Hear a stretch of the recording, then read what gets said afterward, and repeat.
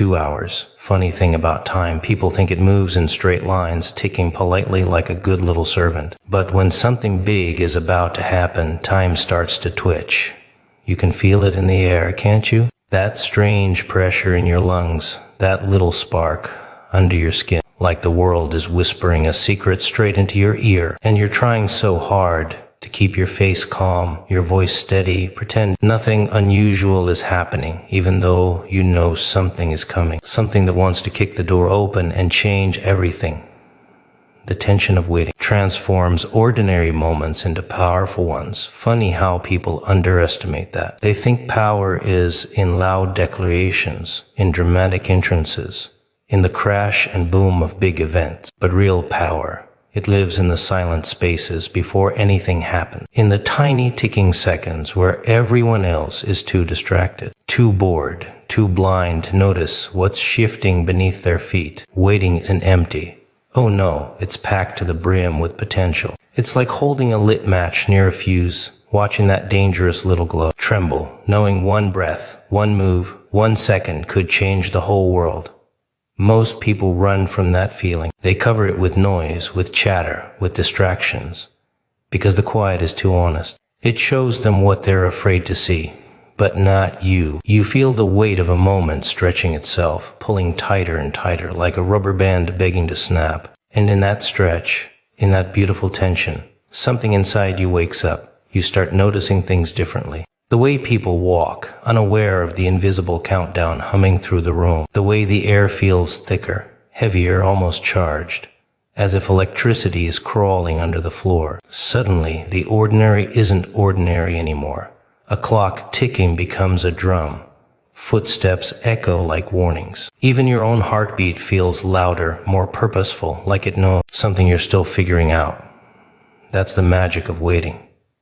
It turns the mundane into a stage, the routine into a ritual. It sharpens your senses, sharpens your instincts, sharpens you. You're no longer drifting through time. Time is circling around you, watching you, measuring you, and every second you don't break, every second you stay steady, every second you stay aware, you grow stronger. People walking past, you might think you're calm, relaxed even. They don't realize you're sitting in the eye of a storm only you can feel. They don't see the calculations flickering behind your eyes, the quiet intensity pressing against your bones. They don't feel the anticipation humming in your chest like a distant engine ready to roar. Waiting is supposed to be boring, they say. But that's only true for those who don't understand its power. When you know something is coming, something good, something big, something that will tilt the world just a little, waiting becomes addictive. It becomes a game between you and fate, between you and time itself. And the best part, time doesn't know how to deal with someone who isn't afraid of it. You start to realize that the tension isn't your enemy, it's your teacher. It trains your patience, your composure, your ability to hold steady while everything hints at changing. It teaches you self-control, not the forced kind, but the kind born from excitement held tightly under your tongue. It teaches you observation, because in these quiet stretches, every detail matters. And most importantly, it teaches you presence, real presence. The kind where you're not clinging to the past or leaping into the future, but standing still in the exact second you're in, aware of how precious and fragile and powerful that second actually is. The truth is, moments before transformation are often more important than the transformation itself. These are the moments where your mind decides whether you're ready, where your spirit adjusts itself steady, itself sharpens itself. It's like the world pauses, even if just for a breath, to ask you a silent question. Are you prepared for what comes next? And you answer not with words, but with your posture, your breath, your stillness, your quiet, burning anticipation. The tension shapes you, molds you, tests the cracks in your resolve. It whispers the truth that most people never hear. That power does to come from the event. It comes from the readiness for the event. So here you are, sitting in a moment that seems small to everyone else, but feels enormous to you, and you're right to feel that way. Time is leaning in your direction. The air is shifting, something is approaching, and the tension is merely its shadow arriving before the body. This is where ordinary moments become powerful, because you're no longer just passing through them. You're gripping them, feeling them pulse, listening to what they're trying to tell you. Every second stretches, and inside that stretch, you discover a version of yourself you don't meet in calm days. A version that watches closely, breathes deeply, and welcomes the quiet storm of anticipation. Like an old friend, good news carries a different kind of energy, quiet but unstoppable. It doesn't stomp its feet or rattle the windows like the bad kind does. No, good news likes to slip into the room like a whisper you can't quite catch, but you feel it brushing the back of your neck. It's delicate on the surface, almost polite, yet underneath it has this wicked little spark, this pressure that builds and builds until suddenly everything feels different. That's the trick of it. Bad news crashes. Good news crawls. And it's the crawling that gets inside your head. You ever notice how people sense something before they understand it? They straighten their posture. They look around just a little too quickly. Their skin tingles, their stomach tightens, their breathing shifts. They know something is coming, but they don't know what. And the funny part is, good news doesn't panic anyone the way bad news does. Oh no, it just makes them uneasy in a softer, stranger way. Because good news demands a kind of vulnerability. People can handle disaster. They practice it daily in their minds. But good things, real, unexpected, life-tilting good things, those make people nervous. They don't know how to hold them. Good news is like a secret breeze passing through a closed room. It changes the temperature without asking permission. You can feel it before you can name it. You don't see it coming, you sense it coming. It's in the way your thoughts suddenly sharpen. The way your heartbeat picks up, like it's trying to beat ahead of its own rhythm. It's in the sudden silence inside your head, a quiet you didn't ask for, but now you can't shake. It's almost mischievous, the way good news toys with you before you even know what it is, like it's enjoying the suspense more than you are. And as it creeps closer, it doesn't thunder, it hums. A low, subtle vibration that feels like someone tapping gently on the inside of your skull. You start replaying memories, rethinking conversations, scanning the present for clues. Something is coming, you tell yourself. And the wild part, you start hoping without even meaning to. Hope is a dangerous little thing.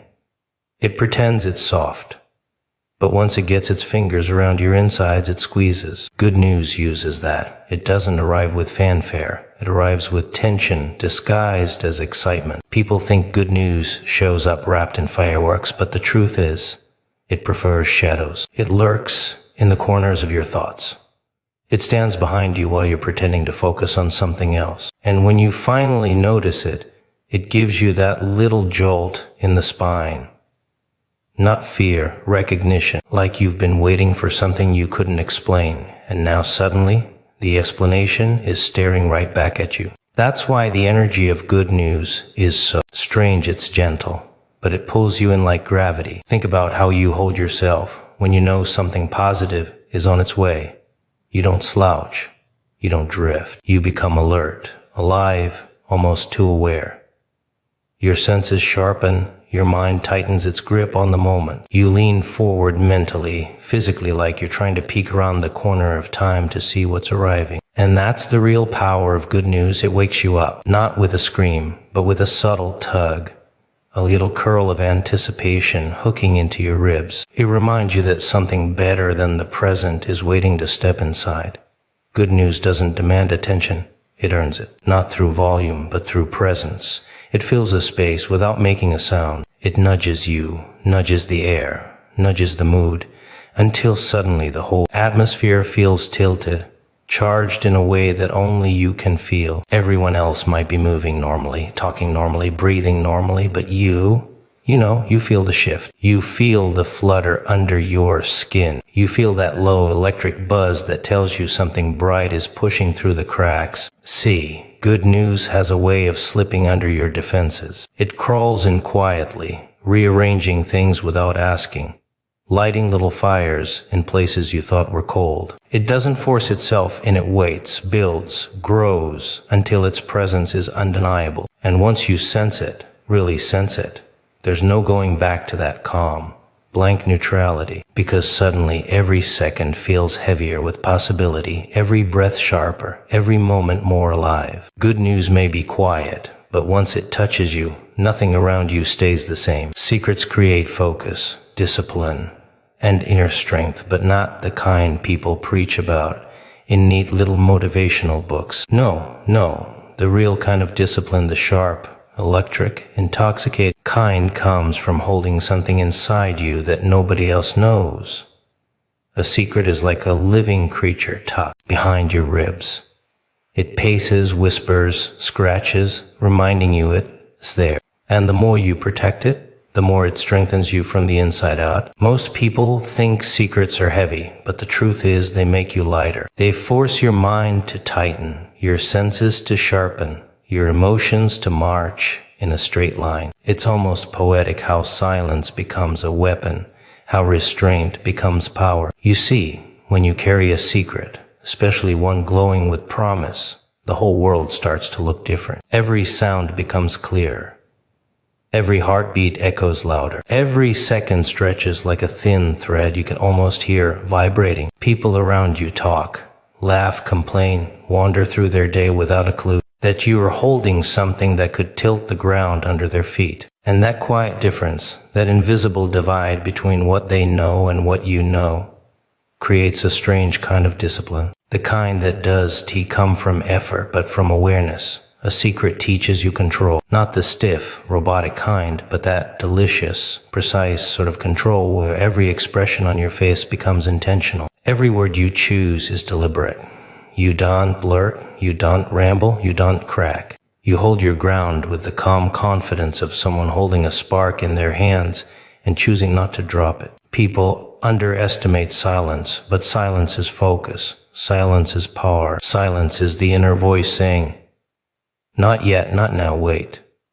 And waiting when you are armed with a secret feels less like patience and more like discipline forged in fire. And let's talk about that strength, that inner backbone a secret builds. It is funny how simply not speaking becomes an exercise in endurance. You want to smile wider than you should. You want to laugh when no one else gets the joke. You want to drop hints, tease, let a little of it slip just to see how people react. But you don't. You hold it tight, and in that holding your willpower grows teeth. It gnaws at your weakness. It trains you. You start to learn the art of keeping your excitement under control, your anticipation on a leash. That strength most people never develop because they spill everything the moment they feel it. And then there's the focus. A secret forces your mind to track every detail, every shift in the room, every question someone asks. You become hyper-aware, scanning for any sign that someone suspects what you're hiding. Not out of fear, no. Fear is for those who don't enjoy the game, but out of instinct.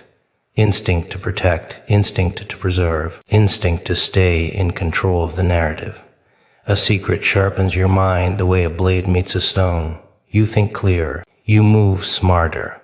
You choose better. It's like you're constantly 2 steps ahead because while everyone else is living on the surface, you're operating layers deeper. People forget that secrets aren't just about hiding. Secrets are about holding. Holding energy, holding knowledge, holding the weight of something that's not ready to be released. That pressure creates an inner gravity. It pulls your scattered thoughts inward. It centers you, straightens you, keeps you alert. And discipline grows naturally from that center, like a shadow stretching behind something solid. You don't even have to force it. The secret does the work for you. And strength, real strength, comes from resisting the urge to share, from resisting the desire to let the world peek inside your excitement. Most people can't do that. They want the relief of release. They crave validation, attention, applause. But the one holding a secret doesn't need applause. They have something better, purpose, a direction that no one else can interfere with. A mission sealed inside their own chest, and that creates a resilience that doesn't bend easily. It's almost amusing how people look at you thinking you're just going about your day like them. Meanwhile, you're walking around with a quiet storm under your skin. Not a destructive storm, but a purposeful one. A storm that concentrates your energy, your thoughts, your strength into a single point. And in that point, you become unshakable, because a secret isn't just something you keep. It's something that shapes you, focuses you, disciplines you, and builds an inner strength that grows sharper every second you hold it close. The anticipation sharpens perception and heightens awareness. It's a curious thing, isn't it? People think they notice the world clearly, that their senses are tuned, that they see everything that matters. But real awareness doesn't come from comfort. Real awareness comes when you know something is about to happen, when a shift is creeping toward you like a predator in the dark, and you don't know exactly what it will do. That's when your senses stretch, tingle, scream for attention. Your eyes start catching details others miss, the slight twitch in a stranger's hand, the irregular rhythm of a passing car, the faint hum in the air that feels like it's humming just for you. And you notice it because anticipation has wired your brain to hunt, to wait, to feel every tremor before the world even knows it trembled. When you're waiting for something big, your body becomes a radar, finely tuned to every sound, every shadow, every shift in temperature. You hear footsteps differently, not just their rhythm, but the weight behind them. You feel the air differently, not just its movement, but its pressure against your skin. You even smell differently, catching nuances in familiar places as if reality itself is trying to whisper a secret, a warning, or a promise. Ordinary moments become amplified. A paper crumpling in the trash isn't just a paper crumpling, it's a signal. A door closing isn't just a door, it's a beat in the rhythm of anticipation. And with every beat, your awareness sharpens. Your perception grows more acute until you're operating in a different dimension of reality that most people can't even imagine exists. Anticipation isn't passive. It doesn't let you drift along like a leaf on the wind. No. Anticipation grips you by the spine and shakes you awake. It forces you to notice the small, insignificant details that hold hidden meaning. A glance across the room, a twitch of a lip, a sigh caught between words, all these become clues, puzzles, pieces of a story you're trying to assemble before the climax hits. The world becomes layered, complex, intricate, and you are the only one fully awake to see it. And that's intoxicating because most people live their lives half blind, their senses dulled by habit, by routine, by the comfort of ignorance. But you are on edge, alive, aware. You start to notice the rhythm of time itself. Seconds stretch and compress, not evenly, but in pulses that correspond to your internal clock, which is now tuned to the approaching event. 1 second feels like eternity, another like a blink. And in that strange rhythm, your mind is alive with possibilities. Every heartbeat becomes a drum, every inhale a countdown. And your attention isn't scattered, it's concentrated, honed, and relentless. You can feel the world unfolding, and in that feeling, you are more present than you've ever been before. It's exhilarating, terrifying, deliciously unsettling. Anticipation sharpens perception in ways that extend beyond the physical senses. It reaches into thought, intuition, judgment. You start seeing patterns where none existed before. Connections that were invisible now scream at you. Decisions you might have ignored in ordinary moments demand attention. Your instincts are heightened, alive, whispering warnings and opportunities at the same time. It's as if the universe is handing you a magnifying glass and a scalpel and saying, look closer, act carefully, and you do. Because anticipation has made you dangerous, not violent, but precise, unflinching, aware. And the more you wait, the more your awareness deepens. Ordinary distractions fade away. Conversations you overhear become data. Movements you notice become signals. Even your own body becomes a tool for sensing the world.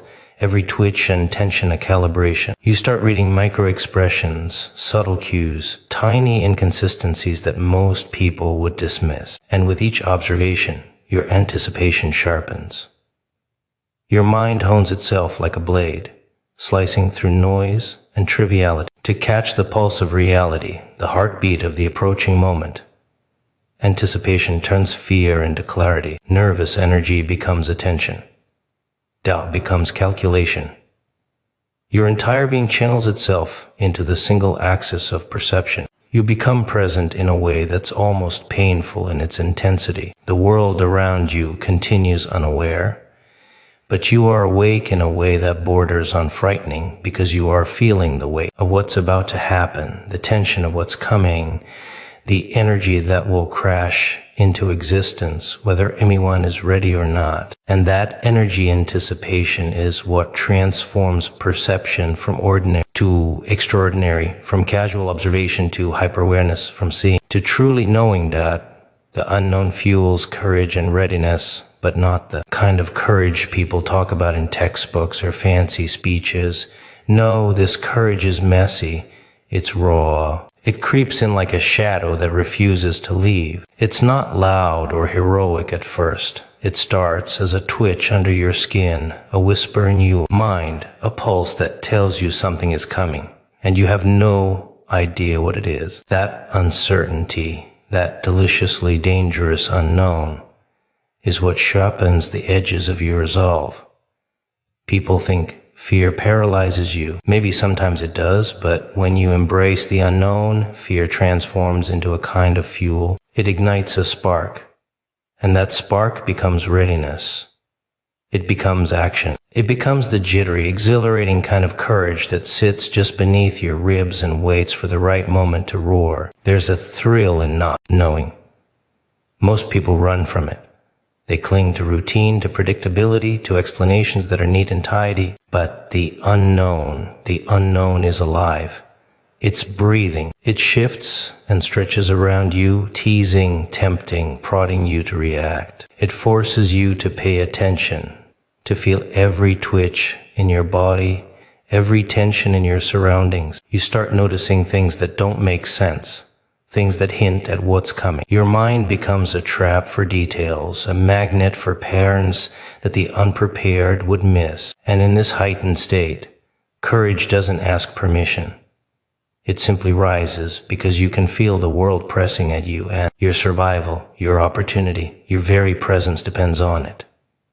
Readiness is born from this chaos. It's a strange, beautiful byproduct of stepping into the unknown willingly. You learn to move without hesitation, to act without overthinking, to trust the instincts that grow sharper the more uncertain the situation becomes. Every shadow, every flicker, every whisper becomes a signal, and you begin to respond with a precision that surprises even yourself. The unknown is demanding. It doesn't allow sloppy thinking, careless movements, or weak hearts. It forces you to stretch, to expand, to meet it on its terms. And in that stretch, courage grows, steady and relentless, like a muscle exercised by tension and challenge. You start to understand that the unknown doesn't care about your comfort, your plans, or your expectations. It has its own rules. It has its own timing.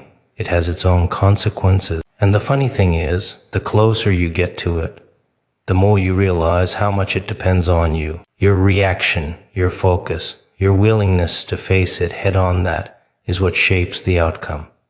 Fear used to be a chain. Now it's a tool. Doubt used to be a weight.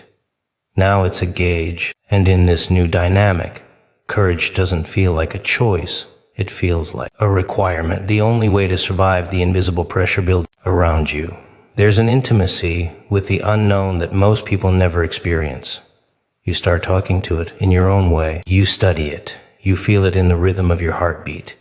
You sense its moods in the subtle changes around you. And the more you interact with it, the less terrifying it becomes, even while it remains unpredictable. You learn that you don't need to control it. You only need to prepare for it, to sharpen yourself like a blade, to hold your senses ready for the moment it strikes. And that preparation is intoxicating because it gives you a sense of power that is invisible to everyone else, a quiet mastery over something the world fears. Courage born of the unknown is different from bravery on a stage or valor in the daylight. It's private, it's internal, it's messy and jittery, and at the same time precise. It whispers in your bones that the unexpected is inevitable, and your job isn't to avoid it, but to meet it with awareness, speed, and a strange sense of grace. It teaches patience because timing matters, but it also teaches action because hesitation can be fatal. Every step forward, every breath drawn while facing uncertainty reinforces the spine of your courage. Every observation, every twitch of perception, every decision made under pressure builds readiness like a furnace forging steel inside your chest. And that's the magic of the unknown. It doesn't reward the timid. It doesn't comfort the cautious, but it gives life, sharpens instincts, fuels daring, and forces readiness in ways that certainty could never achieve. The thrill of uncertainty, the tension of mystery, the pulse of what you cannot see, yet know is coming. It drives you, molds you, and prepares you for the moment when courage is no longer an option, but a necessity. Change announces itself subtly before. It arrives loudly, and most people never notice the whisper before the roar. They live their lives expecting the dramatic, the obvious, the explosive. They want fireworks, confetti, grand proclamation. But the truth is, the real shifts, the ones that tear your world apart, or build it anew, arrive quietly first. Like a shadow stretching across the floor, a faint vibration in the air, a ripple beneath calm water. If you're paying attention, you can feel it before anyone else does. You can sense the tilt of reality, the small cracks forming in the walls of routine, the almost invisible signals that the world is about to twist. And that sensing, that noticing, is what separates those who survive from those who merely react. The subtle signs are everywhere if you know where to look. A conversation that seems meaningless on the surface carries undertones that hint at something larger. A glance, a hesitation, a change in tone, tiny things, almost imperceptible, yet they carry the weight of what's coming. Most people overlook them because their attention is scattered, their minds clouded by habit and distraction. But when you're tuned into the prelude of change, you notice everything. The air feels different. Time seems to stretch and compress unnaturally. A sense of expectancy hangs over the scene like a low fog, and you can almost smell the electricity before the storm breaks. That's the magic of subtle signals. They don't scream, they infiltrate. They creep under your skin, twist in your thoughts, and demand that you notice without knowing why. There's a beauty in noticing change before it shouts. It teaches patience, because you can't force the moment to arrive. It teaches observation, because every detail matters. It teaches strategy, because when you sense a shift early, you can prepare while others stumble blind into it. And the power of this awareness isn't in reaction, it's in anticipation. To catch the whisper before the roar is to step ahead of the world, to occupy a space where most people can't even see. That space is dangerous, exhilarating, intoxicating. It hums with tension. It vibrates with possibility. And in that hum, your mind sharpens, your instincts awaken, and your presence becomes a weapon. The arrival of change is inevitable, relentless. The subtle signs are just the first tremors, the gentle tapping at the door before it swings open violently. If you ignore the whispers, you will only feel the roar, unprepared, startled, scrambling to catch up. But if you listen, if you track the shifts, if you feel the rhythm beneath the surface, you can move with it, not against it. You become part of the motion instead of a victim of it. And the funny thing is, nobody notices you noticing. You move in the currents of change like a shadow gliding ahead of the storm, unseen, untouchable, armed with a knowledge others lack. The subtlety of change also teaches humility. You realize that the world is never static, that reality is constantly bending, twisting, mutating in ways too complex to comprehend fully, that small cracks, tiny adjustments, fleeting signals, hold the key to enormous transformation. And when you understand this, you start reading the world differently. You start expecting the invisible to become visible, the quiet to become loud, the minor to become monumental. You become patient with the small, attentive to the almost imperceptible, because you know that everything significant starts as a whisper, and there's a certain thrill in this awareness. To catch the early signs of change is to hold a secret knowledge that others do not have. You walk among people unaware of the shift, carrying a spark of foresight like a flame under your skin. It makes you cautious, yes, but also daring. It forces you to observe, to calculate, to prepare. It makes ordinary moments electric, because you know the calm is only temporary, the surface only deceptive. Every sound, every movement, every detail becomes loaded with meaning, pregnant with potential. Subtle announcements of change aren't just warnings, they are invitations to adapt, to evolve, to act before the world forces your hand. They are nudges that the universe is about to rewrite the rules, and your choice is either to anticipate, to move deliberately, or to react blindly. The quiet before the storm is the most powerful place to stand. You can feel the energy building in the shadows, in the corners, in the cracks of routine. And in that energy, in that waiting, your senses sharpen, your mind accelerates, your focus tightens, and you become more alive than you have ever been. Change whispers before it roars, and those whispers are weapons for those who notice. They teach you to see, to feel, to wait, to prepare. They give you the edge. They shape you into someone who doesn't just survive the inevitable, they anticipate it, dance with it, and hold themselves ready for the moment when subtlety explodes into reality. The world moves fast, but the quiet signals move faster, and only those awake to them can claim the advantage. Control over information is control over momentum, and that's a dangerous kind of power, isn't it? Most people think power is in the loud declarations, in the commands, in the visible dominance, but real power, real intoxicating, twisted power hides in the quiet, in the things you don't say, in the knowledge you clutch to yourself like a dagger beneath your coat. Information is a living thing. It moves, it shifts, it changes the way people think, feel, and act. And if you can hold it, if you can guide it, if you can decide who knows and who doesn't, you control the flow of reality itself. Momentum becomes yours to shape. People stumble because they are at the mercy of what they don't know, but you are playing a game they can't even see. Think about it. Every moment someone else acts, it is because of what they think is true, and truth is malleable. Truth bends under pressure, under persuasion, under secrecy. If you control the facts, if you control the timing of revelation, you control their perception. And perception, my friend, is the engine of action.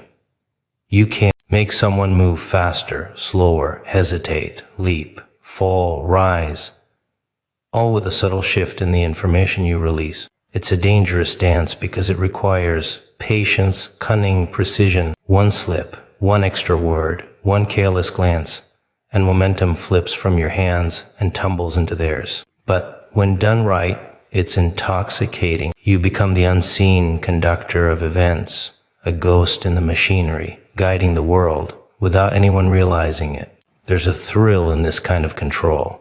Because while others are reacting, scrambling, guessing, you are orchestrating. You decide what is known, what is hidden, what is teased out like a slow, delicious revelation. You hold back, and the tension grows. The waiting becomes unbearable for those who don't know. And as tension grows, as uncertainty gnaws at them, you become stronger, sharper, untouchable in your silent authority. Momentum bends to your will, because people move in response to what they think is happening, not what is actually happening. And the clever ones, the quiet manipulators, understand that distinction better than anyone.